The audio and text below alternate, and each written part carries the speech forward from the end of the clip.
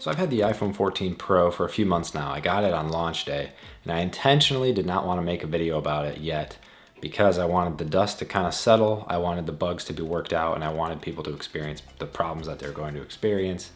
And so that I can give my honest opinion now that it's been a few months and see if the iPhone 14 Pro is worth it or not for you. Hey, before we get started with this video, please subscribe to the channel down below.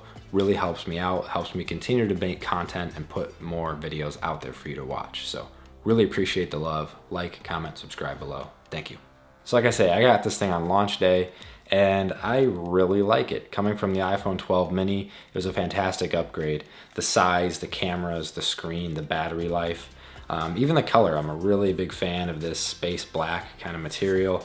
I think they finally nailed it and it's not more gray. It's finally a dark black, which I really am fond of. But I love the phone. I think it was a fantastic upgrade. The dynamic island is kind of, I don't want to use the word gimmicky. It's cool. It has some functionality. We'll get into that later. Definitely way different than the notch. Much preferred over the notch.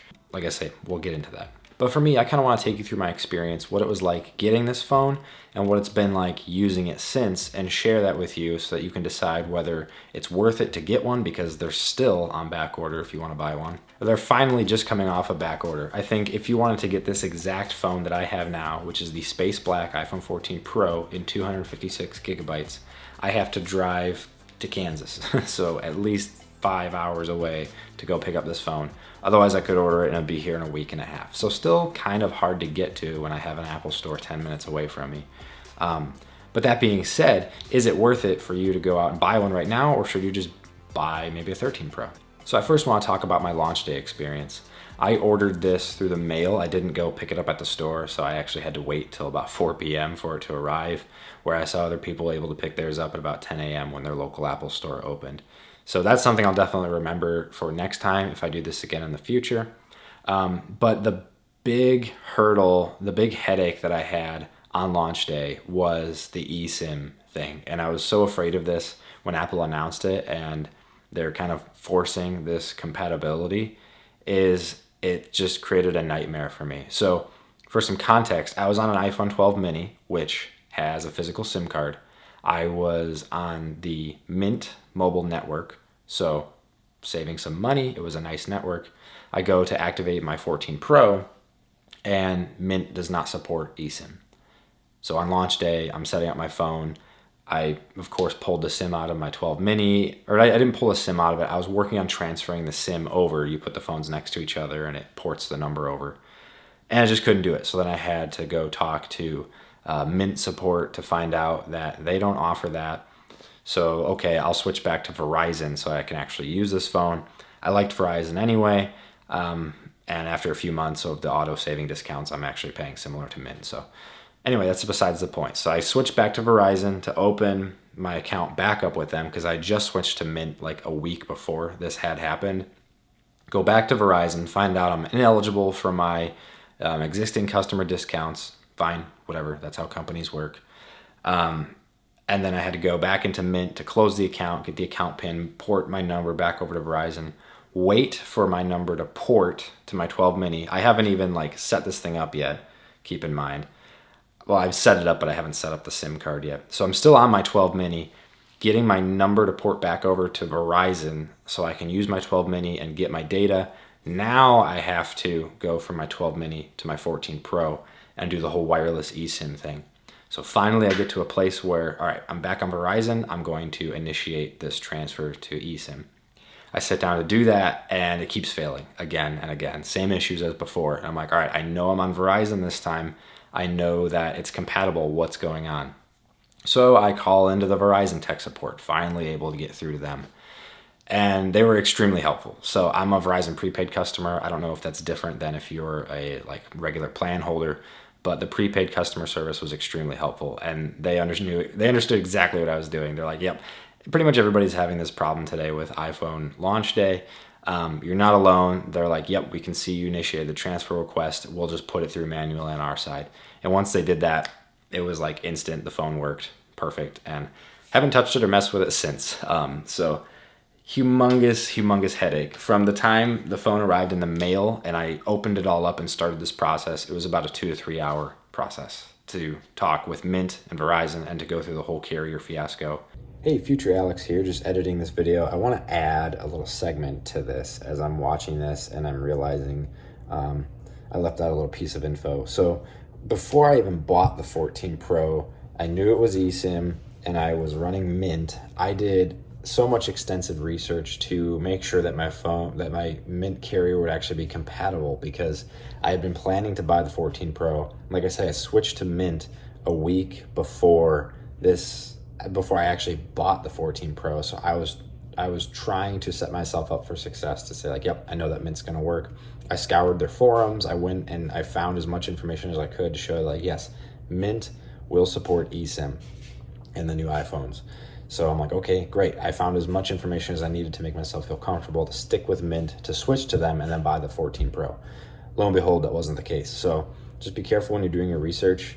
eSIM, as far as I know right now, and especially is when the new 14 Pro came out, is pretty much locked to like the big carriers, your Verizon, your T-Mobile, your AT&T. These smaller carriers like Mint, they will eventually adopt it. It just may not be for a while. So just bear that in mind. Let my lesson be a lesson to you. Just an absolute nightmare. And this is from somebody that's actually tech savvy. I understand how this process works. I understand how to get in touch with these companies if I have an issue.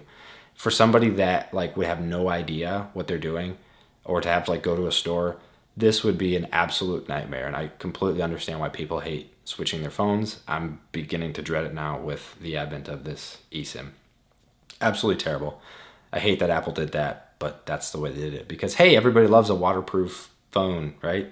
Not really. I prefer, ease of use. But anyway, that was my first introduction to the 14 Pro. Once that dust kind of cleared and settled and I started using the phone how I'm actually supposed to use it, then it was fantastic. I just realized my focus compensation dial's low. That's a little strange. Anyway, sorry about that. Rabbit hole. I'm looking at my camera settings like, what? Okay, I'll mess with that later. Looks good. That's all I care about right now. So I ended the first day on a not so good note with this phone, because I do really like it and I wanted to give it a chance, and I think it's an awesome device, really. It was just a not exciting first day with it. So yeah, just be aware of that. If you switch to this phone and you want to go eSIM, be aware of that. I also did a little custom body work on this one. I don't even know if you can see that, if it's going to show up on camera or not. Gosh, that is such a good dark color. I need to hide my face so my camera stops. There we go. Such a good dark color, and it's fingerprint city. But I did a little custom body work on it. Didn't have a case for it yet. It was like day 2. I had this phone. I was using it without a case because didn't have a case for it yet. It slid out of my pocket and onto a garage floor. I was laying on the garage floor working on something. It slid out of my pocket, out of my shorts, and just hit the garage floor from like 4 inches, and beat up the side rails a little bit. Got a little bit of a dent on there, and then there's like a tiny nick out of the screen, which if you know me, I'm like a perfectionist when it comes to my tech, so that just like killed me. I actually went online to order a new one because I was still within the return period. I'm like, I'm just gonna order a new one, I'll swap it out, it'll be fine, and then I'll have a perfect brand new iPhone. That's when I found out they were back ordered. So I put the order in. It was gonna be like, I don't know, 2 weeks, 3 weeks. I'm like, okay, I can live with that. I'll swap phones for a few days, and then I'll get the new one in. And I waited a good 2 weeks until basically my return period was up on this one, and the order just kept getting pushed out. Now it was out like a month. This was like early October, late September, launch day, whenever that was. I don't remember off the top of my head. Launch day, basically a couple days after launch day that I ordered it. They originally told me late October is when it was going to come in, and then it got pushed to like late November. So I canceled that order, said screw it. That's how I figured out they were all back ordered, and they're finally catching up. It looks like if you order one now, you're waiting maybe a week or so. So I'm living with the custom bodywork. I actually took it to Apple. I made an appointment at my local Apple store at the repairs, and just to see if they could like replace it or do something. They're like, yeah, the phone is so new, we don't even have parts for it yet or to be able to work on it. And because of like the damage, which is like really hard to see there, they're like, it's not a qualifiable incident where it would warrant a replacement of the screen or anything like that. So long story short, I threw a screen protector over it and I have a case on it every day, and I forgot it's even there. So that's kind of a oops on my part. I'll be more careful next time. So getting into the meat and the potatoes of the video, I'm not going to show you Geekbench specs. Everybody does that. Everybody talks about that. If you want to see that info, go watch somebody else. I'm just giving you my thoughts and opinions as an average consumer that's trying to be budget conscious, but also wants to enjoy the latest and greatest tech out there. So here's my opinion. What do I like about it? Now, bear in mind, your experience is going to be dependent on the phone that you are coming from. I'm coming from a 12 mini, which is not that old of a phone. It's a smaller phone with poor battery life, basically, is what it is. So jumping to this, I like the larger phone. My hands can actually hold it better. I have a much easier time texting. And the battery life is much, much, much better than the 12 mini was. I can actually get through a day of pretty decently heavy usage and maybe end on like 30%. Whereas on the mini, I was having to charge it to make it through the day. So huge upgrade in the battery department. Also the cameras. Being a photo and video nerd, self-proclaimed, I do enjoy having a nice camera setup. There was a couple times over the last year where I got to try out a 13 Pro and that camera setup coming from the 12 mini. I thought the cameras on that were just sweet, and I kind of got hooked onto the Pro model camera systems that you're able to get. And just the bump is humongous from last year, and especially coming from the mini, the camera bump is just huge. And especially since they introduced the new 48 megapixel sensor on this guy, the photos that you're able to get out of this are actually pretty mind-blowing. You can still take your average 12 megapixel phone photos and they look like iPhone photos shot on iPhone. I mean, the dynamic range and the image processing is still absolutely world-class. But the new 48 megapixel sensor is something.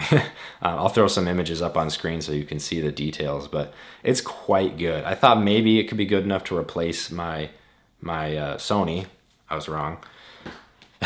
There's no replacement for a full frame sensor with a good lens on it. But for a smartphone camera in a pinch, if I don't have my Sony a7 IV on me, this is like super good. I'd probably give it a B+ rating in the photography department if I was taking a photo with the 48 megapixel sensor.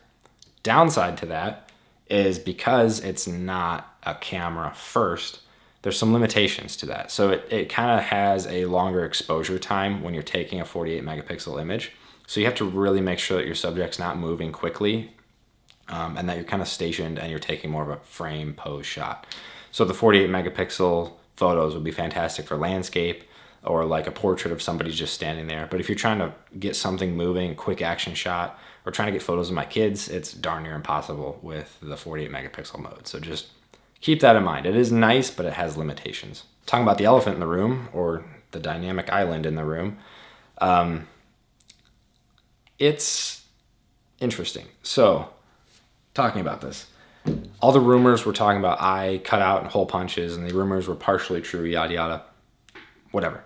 The point is, we don't have the notch anymore, and I actually like that. The notch was not my least favorite thing, but it was also like, come on, after so many years, we can do better than this. So at the event, they unleashed the dynamic island. And again, I need to cover my face so I can actually see what it is I'm doing. And at first I was like, okay, like this seems like a decent upgrade. You can at least tell they're trying to improve it. But then during the keynote, they started talking about how it's actually a piece of software integrated into the hardware. And so if you know anything about this phone, it can adapt and jump around and do different things. So like if I have a timer going because I'm cooking, I can go up to my home and then there's a timer that shows in the dynamic island. So I can keep an eye on what I have going on in the background. Or if I'm playing music, it shows up there all the time. It's like a little multitasking nugget at the top of your screen. And it's very cool. Now that I've gotten to experience and live with it a little bit, even something as simple as like taking phone calls and being able to like mute or hang up a phone call using the dynamic island. It's something that's just a small quality of life improvement, and I really, really like it. I think it's pretty sweet. A little gimmicky at the end of the day, but one of those things, like once you've had it, it's kind of hard to not have it because it is just fun and useful. And to be honest, I like I like the fact that it feels like I'm getting more screen real estate because of it. So it's a win in my book. Another thing that is exclusive to this phone, the always on screen. And right now it's locked. It's always on. Apple fixed this finally in a software update, because when they launched the phone and the software, it was that weird half-baked always on, but it just dims your wallpaper. And I didn't like that at all, as most people are talking about. It just felt like your phone was on all the time and it never locked. So now they finally changed it where you can select to remove your wallpaper from the always on. So now it's locked. And I just get my time, my widgets, and pertinent info on the screen, and not my entire wallpaper. So the fact that that's here finally is so cool. I've had many Android phones in the past, and always on is a feature that I've always missed on the iPhone. But now that it's here and I can actually see my widgets, I can see weather, I can see time, notifications, I love it. Definitely something I couldn't live without, and only available on the 14 Pro models, which is kind of ridiculous considering the 13 Pros were also the same screen technology, so they should be able to just use the same thing. But they don't. That's just an incentive to get you to upgrade. Yep, can confirm that. Just Googled it to fact check myself. It is only available on the 14 Pros, which, come on. I mean, if I had a 13 Pro, I'd be a little upset about that. Hey, Editing Alex again. I realized I forgot to mention this because it's super important, but it's a good thing that I forgot to mention it. The big upgrade was the battery life is actually so much better here on the 14 Pro than the 12 mini, obviously. Now this is kind of an argument against it because the battery life is a little bit better on the 13 Pro. But coming from a 12 mini or something a little older from like the 11 series, the 12 series, even the 10 series, battery life is going to be great. You're going to feel like it's a huge upgrade. So I'm ending the day at about 30% of regular screen on usage, and that's plenty good enough for me. So battery life is a win. Even though it's not as good as last year, it's still excellent.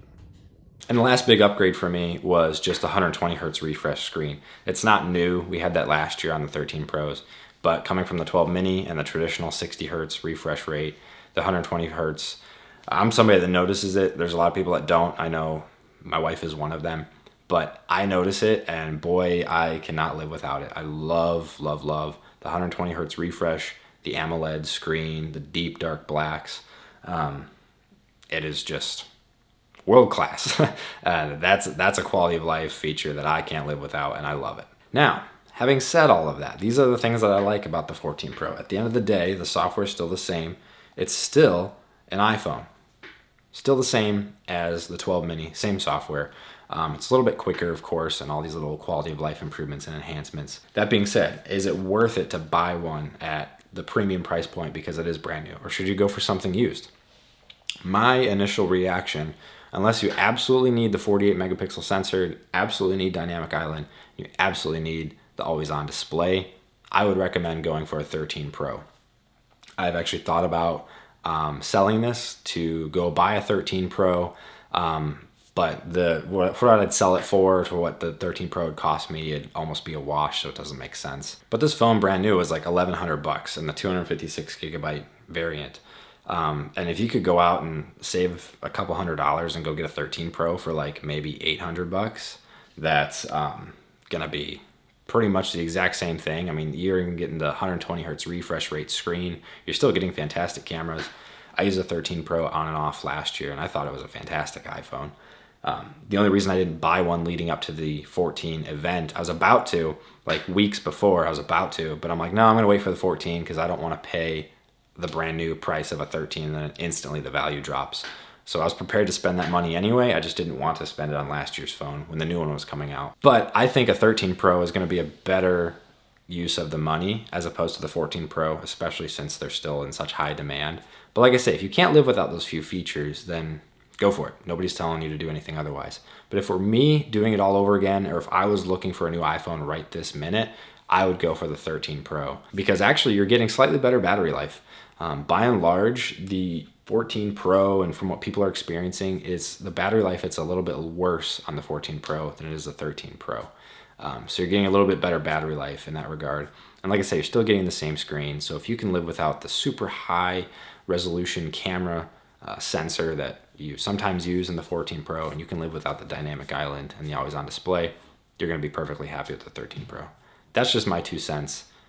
That's how I feel about it. That being said, I'm not going to give up this phone. I have it. I'm going to use it and enjoy it.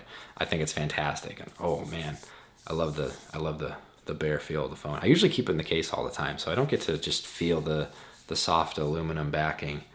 At least I think that's aluminum, or it's a frosted glass. It's like soft. Can a phone feel fuzzy? It feels fuzzy. It feels soft. It's very nice. That being said, I'm not going to get rid of it anytime soon. I do love this phone. It's fantastic. I'm going to hang on to it for as long as I want to. Trying not to get caught up in the rumors of the iPhone 15 and the periscope zoom lens and the new redesign. There's always going to be something enticing, some kind of a small incremental upgrade. I'm finally in a place now where I feel like I'm going to keep this phone for the long haul and enjoy it, because it's everything I need it to be. It's a daily workhorse. It's a reliable camera. It's a reliable communication device. That's all I need. So that's iPhone 14 Pro. If you can buy it and you think you'd enjoy it, go for it. It's a great phone. But if you're not so sold on it and you're kind of looking for maybe a cheaper option, 13 Pro is definitely the way to go in that case. So thank you so much for watching. I appreciate your support. Please comment, like, subscribe. Let me know what phone you're using below. If you're able to get your hands on the 14 Pro, how have you liked it so far? And I will see you in the next one.